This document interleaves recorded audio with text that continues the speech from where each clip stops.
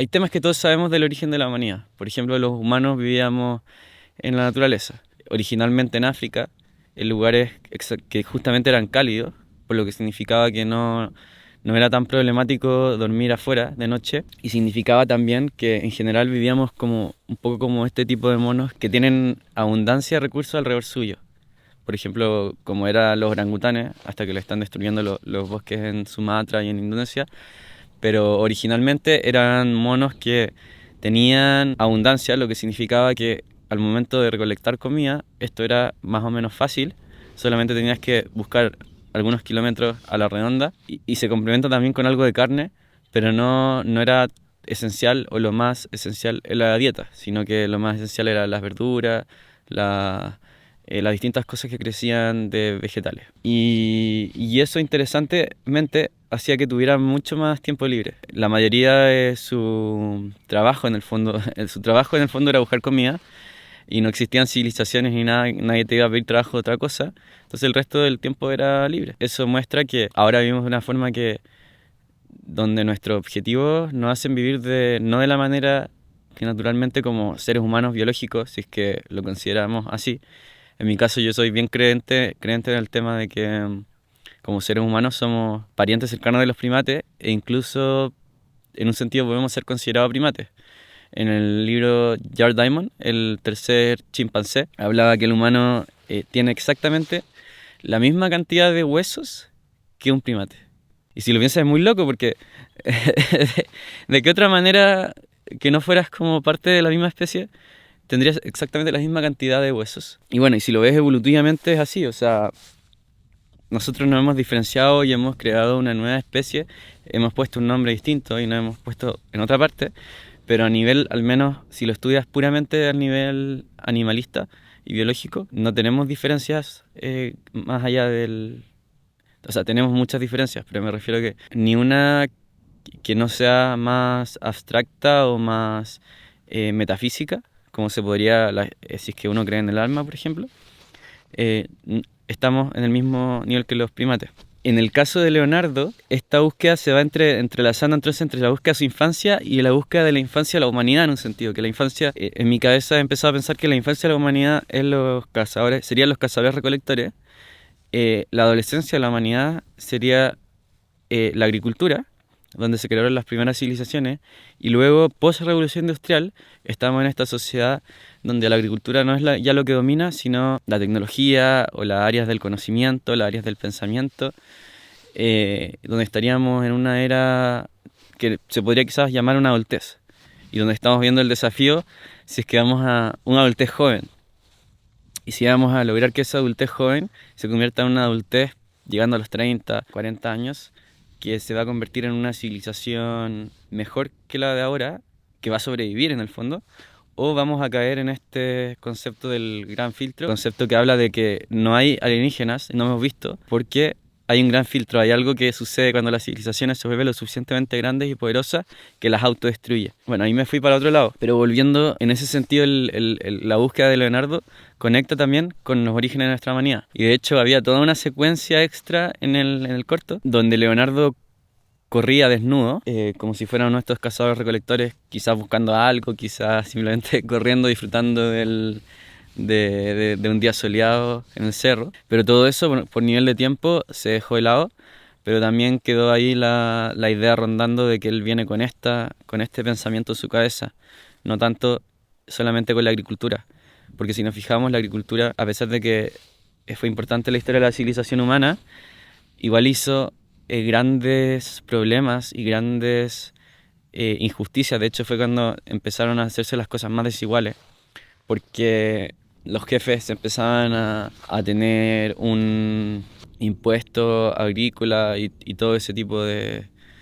cosas. En la agricultura, en el fondo, los humanos más pobres, que eran la mayoría de las personas, que quedaron como en el lado con más necesitado de los recursos y de la pirámide social y económica, empezaron a sufrir mucho más. Antes con los cazadores recolectores las cosas eran más igualitarias y como se vivía en lugares como en general bien plenos, tampoco se pasaba mucha hambre. Y claro, te podía matar un león, te podía matar algún animal salvaje y te podía matar las bacterias, pero eso también siguió, lo de las bacterias igual siguió sucediendo durante la agricultura. Y durante la agricultura quizás no te mataba el león porque tenías más barreras, pero te mataba Genghis Khan llegando y violando a tu hija o a ti misma, quemando toda tu aldea y llevándose como esclavo si es que tuviste suerte. Justamente en ese sentido también calza que la adolescencia de la humanidad sea la agricultura, porque en ese sentido fue un momento más difícil, donde se pasó peor que en un sentido de los cazadores recolectores. Y claro, no es esto por tener este estereotipo del, ¿cómo se llama? El buen salvaje, como esta idea de que la gente previa a la civilización era súper buena y todos se querían y no había nada malo. La razón de por qué esto se puede decir con algún nivel de certeza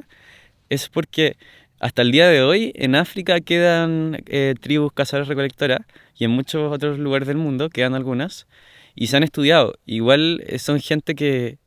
por nada del mundo cambiaría su estilo de vida, al menos dado la parte del mundo que conocen ellos. Entonces, la gente de las tribus cazarrecolectoras se preguntan un poco, ¿pero qué están haciendo estos occidentales trabajando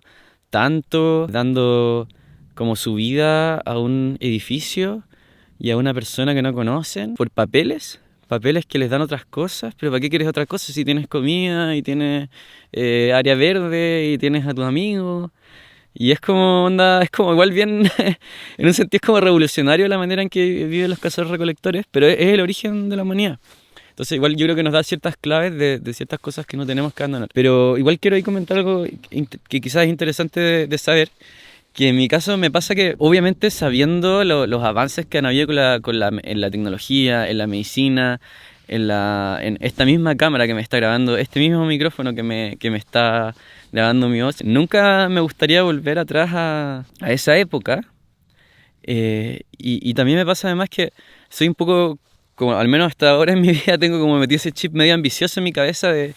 querer viajar harto, de querer lograr grandes cosas, querer ser cineasta o artista, hacer ficción, hacer este canal de YouTube de divulgación, quiero cantar también, quiero hacer música, quiero hacer muchas cosas que en el fondo requieren mucho tiempo y que tampoco venían en la base de los cazadores recolectores. Los cazadores recolectores obviamente tenían música, tenían arte. Y de hecho hay arte súper lindo y súper creativo y con muchas horas de trabajo detrás, como estos collares de dientes y otras cosas así. Pero igual no es el nivel de ahora y tampoco se buscaba un éxito donde tenía que otra gente verte y tener un prestigio y tener un montón de cosas que han surgido un poco por el contexto actual en que vivimos y de toda una civilización y de siglos, que en el fondo nos esclaviza un poco. No sé, si eres cineasta, por ejemplo, tienes que estar mirando los fondos audiovisuales, cuándo va a venir el deadline, hablar con los productores, hacer un crowdfunding para ganar plata para la distribución de tu corto, y un montón de cosas donde antes era así podías hacer el arte en tu tribu, pero no tenías como este mundo de afuera que te decía, ya, pero para que tu arte sea bueno tiene que haberse presentado en el MAC, acá en Chile, o tiene que haberse presentado en el MoMA, como para que a nivel mundial a alguien le interese, y ni siquiera ahí le va a interesar a tanta gente, porque solo los de nicho, porque si quieres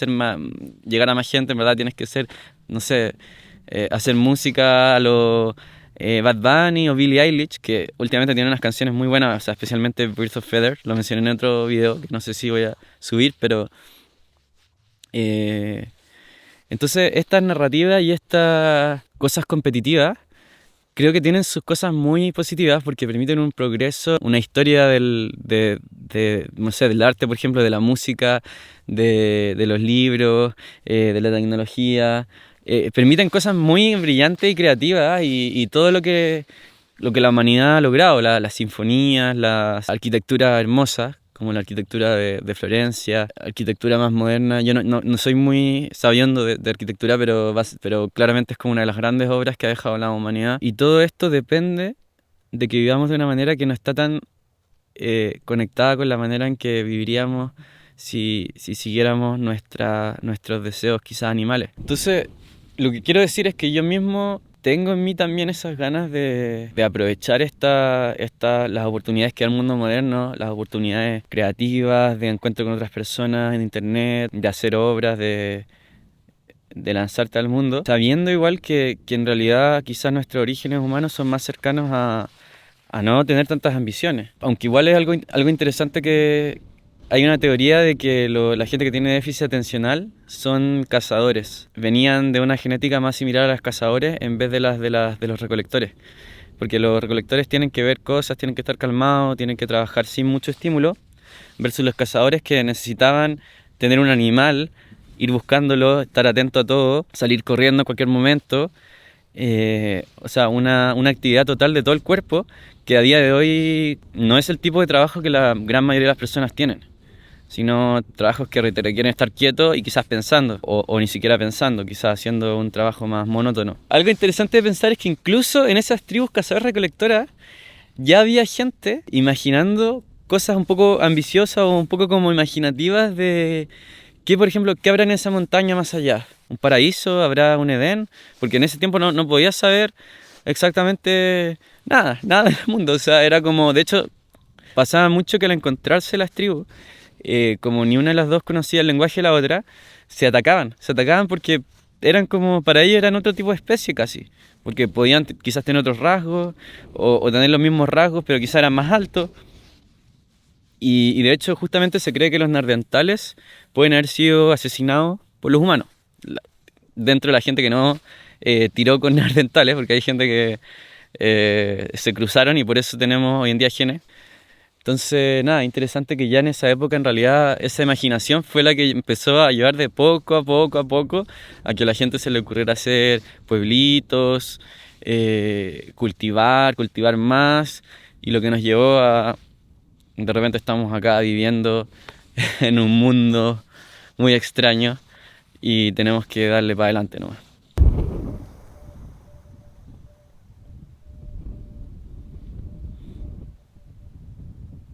Es bien extraño hacer esto porque eh, en general, o sea, siento que muchos cineastas y gente en general que hace arte le gusta que el arte hable por sí mismo, que creo que está bien, porque en verdad el buen arte debería poder por sí mismo transmitir la idea y no es necesario decir mucho más. Y también es muy entretenido que pueden surgir interpretaciones nada que ver a lo que uno pensaba, versus que si es que el autor habla mucho, bueno, ya se sabe exactamente qué era lo que se quería decir. Así, por ejemplo, un caso muy típico, muy emblemático de esto es David Lynch, que siempre en su obra le suelen preguntar por los significados, porque es obra muy extraña, muy a veces difícil de entender, aunque creo que igual es más entendible que muchas otras cosas si uno se mete a cosas más de nicho. El tipo es muy... no tiene ni una vergüenza en decir, no te voy a responder. Y es lo que suele hacer cuando le preguntan de su obra. En mi caso, como estoy partiendo con esto de la ficción, bueno, hice otros más también que son como paralelos, pero hablando del de las termas de Lolol, es una ficción mezclada con documental y, y siento que igual, eh, sin darme cuenta, caí en algo que leí después bastante, que pasa en las primeras obras, que es que son muy autobiográficas. Entonces, por ejemplo, un ejemplo que me llamó mucho la atención fue en 2023 que leía la biografía de Napoleón y se hablaba que justamente Napoleón, él había querido ser escritor antes de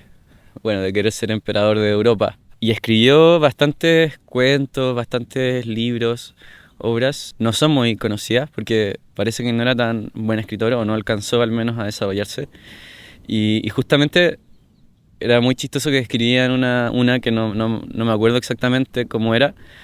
pero trataba de que Napoleón se sacrificaba por alguien en la guerra. No sabéis que voy a revisar de cómo era. Revisé y Napoleón había escrito una historia que se trataba justamente de un soldado que lo daba todo en la guerra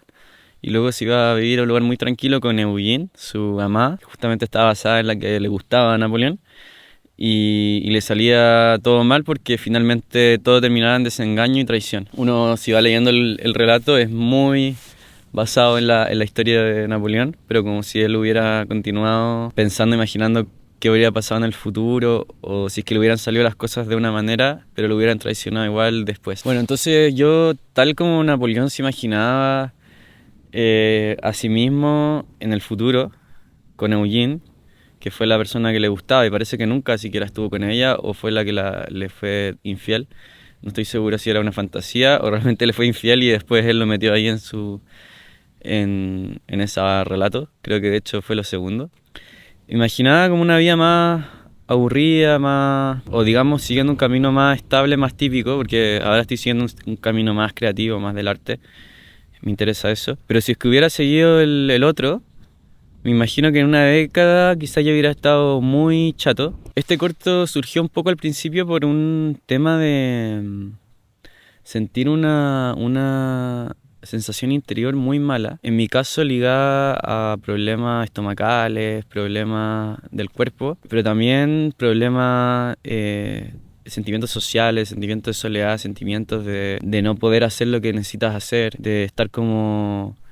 abrumado un poco por lo que te está viendo la vida y tú querer estar haciendo otra cosa. Entonces como una sensación de querer escaparte. Esta imagen que me gusta, igual quizás es muy cliché, pero creo que sigue teniendo algo bonito, que es como de un personaje que agarra su bicicleta en un día cualquiera y se va de su ciudad, se aleja, intenta buscar algo nuevo, intenta buscar una nueva realidad.